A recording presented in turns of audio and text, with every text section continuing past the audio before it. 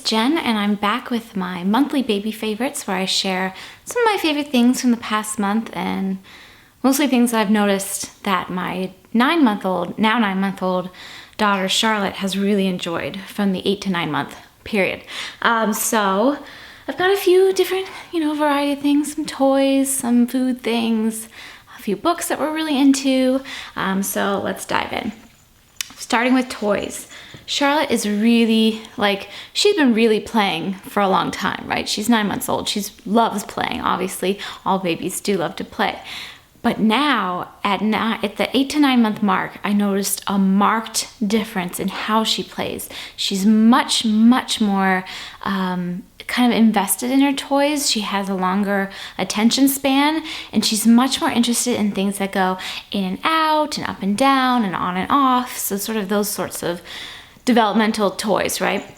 A couple of our favorites are by Lamaze. This is, what is it? I have my list here. It's called technically the Rainbow Stacking Rings. We've had this since since she was a newborn, and she's, had it for a long time, and she's played with it for months now. But in the past couple of months, really, she's been really into this. She loves taking the rings off, kind of throwing them around, and then putting them, we're starting to put them back on, so that's kind of a newer thing. She loves this part, this little rainbow ribbon part. She loves having that tickled on her face. She loves kind of just going like this to it. It's a great toy, and it's lightweight, and it's easy. It's not gonna scuff up anything, or you don't have to worry about it. All baby toys aren't really supposed to injure your baby, but especially when they're kind of roughhousing around with their stuff now that she's older, you can get kind of worried, at least I can, about certain toys. But don't worry about these plush toys because they're just so great. And I've really been impressed with the Lamaze brand of things. The moose that she still loves, Morty the Moose. That's a Lamaze toy. It's a great toy. And she has a couple of soft books from Lamaze that are great. This was recommended by a friend, actually, and I'm so glad she recommended this because this is probably Charlotte's current most favorite thing. It's the Lamaze My First Fishbowl, and it's this cute little plush fishbowl with this kind of vinyl clear siding. So it's a good way to learn how things are in something. You can still see something in something, but you can't exactly reach it. So it's kind of a good developmental toy in that way. And it's got these little plush fish in it. So it has, and they all have different kind of sounds and textures. So there's the little goldfish, the crinkly crab with, again, those little ribbons on it that she's just a huge fan of, this fat little starfish that has a little shaker thing in it, and then this little clam that actually squeaks just like a dog toy, by the way. I don't know why, but dog toys and baby toys, they must be made in the same factories because they're basically the same. It's very confusing for my poor dog, but she's hanging in there like a champ. She's actually on the chair over here today, if you're wondering where she was.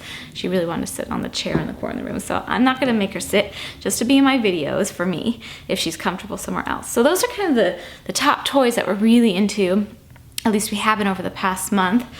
For books, Charlotte's been really into interactive books. So I talked last month about the If I Were a Books by Jellycat, the ones with the different textures and things. Well, she's right now really into Lift the Flap books, and these are our favorite. They are, they're usually by Karen Katz. Sometimes they're also by Marion Dane Bauer, so sometimes it's a duo. The illustrations are all by Karen Katz, and sometimes the stories are too. But sometimes, like I said, the stories are by Marion Dane Bauer, but all the illustrations are by Karen Katz. This book, I think this one actually, was sent to us by a cousin whose twin children loved this book. She has a twin boy and girl. Love this book when they were about Charlotte's age, and Charlotte has just fallen in love with it. It's a really simple, kind of big, colorful, easy to interpret illustrations, which is great, and nice big Lift the Flaps. This is actually an exception. This is kind of the smallest flap she does. But most of her flaps are pretty big and easy for little baby hands to work, and Charlotte just loves these books. And they also teach things like body parts and feelings and things like that. So these are a couple of our regular favorites. Where's Baby's Mommy, Toes, Ears, and Nose. She also comes out with seasonal ones. So we just got these a couple weeks ago and we've been reading them, and Charlotte loves the pumpkin one. Baby Loves Fall, Where's Baby's Pumpkin, super cute. Same kind of deal where it's the Lift the Flap stuff, but these are seasonally, themed, and I've actually already purchased the ones for winter and Christmas that I'm saving for when that season rolls around, but because we love them so much, and I feel like these books will take us through toddlerhood because they're really good learning books, but also fun with the lift the flap, great big colors. She can get into them now. She loves lifting the flap up and down, up and down. But as she gets older, she'll be able to better understand, you know, the stories and what the books mean. And they're just real simple stories, easy to follow, but fun and interactive. Hold on, I gotta look at my list because my brain doesn't stay anywhere very long.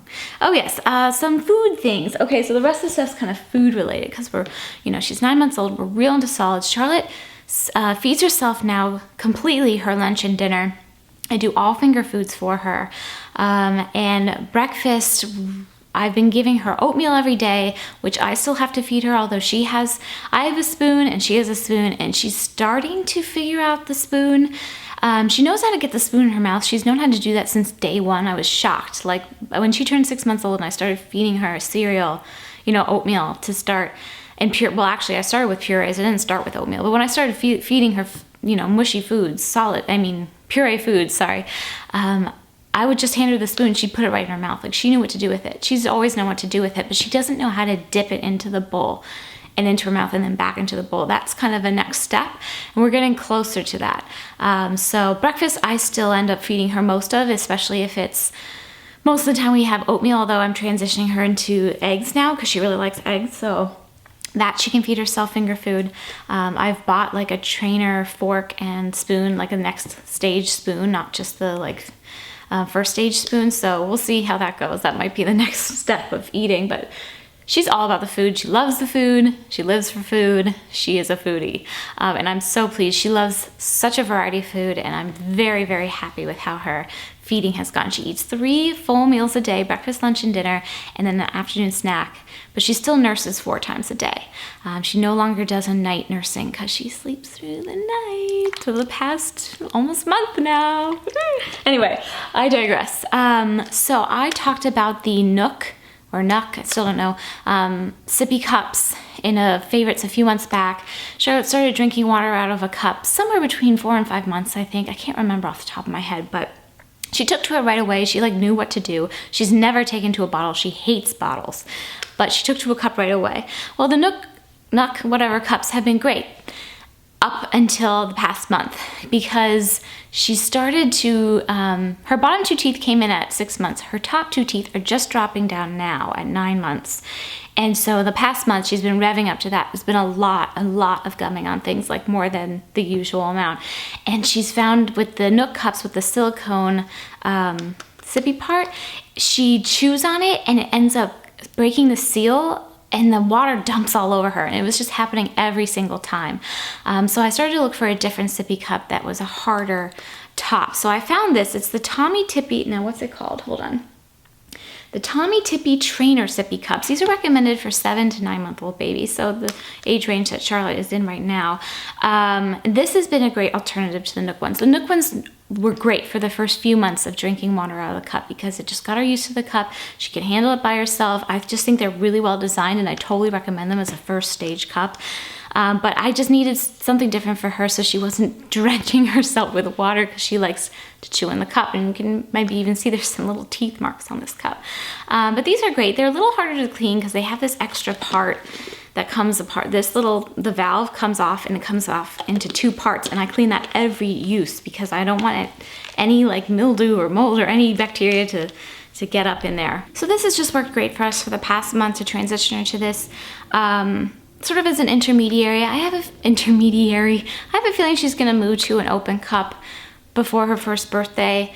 We'll see how that goes. I'm not in a rush for that, but I feel like it's coming up. And she has been, over the past month, learned how to drink out of a straw. So she does have a straw cup, but she's still kind of getting used to that. That's the cup we use when we're out because it is the most leak-proof of all the cups. But that might be a future favorite. Eventually, I do want her to be able to drink out of an open cup and have that be the way. But yes, the Tommy Tippy cup has been a great replacement to the Nook one, or the next stage, I guess. Along with that is the Sippy Pal, and this is by PB&J Baby. This is something you can get on Amazon, and I'll show you what it does. It's basically a cup leash. You can use it as a toy leash too. But it has this end here, which has some, like a little rubber band, not rubber band, but like a part in it that it creates some friction so it doesn't slip off the cup. And you basically has this suspension, tension part that you tighten onto whatever, you know, it can be big, it can be small, so you can put a wide variety of items in there actually. It doesn't have to be a cup. And then it has this clip-on part that you can clip onto, you know, a high chair, a car seat, or whatever you want. And it also adjusts to a certain size. Well, Charlotte's now in the phase where she's discovered the joy of throwing things on the floor. It's so fun to see mommy pick them up. So this comes in really handy. I have it strapped to her high chair so that when I always let her have water when she's having a meal. I always keep water by her place.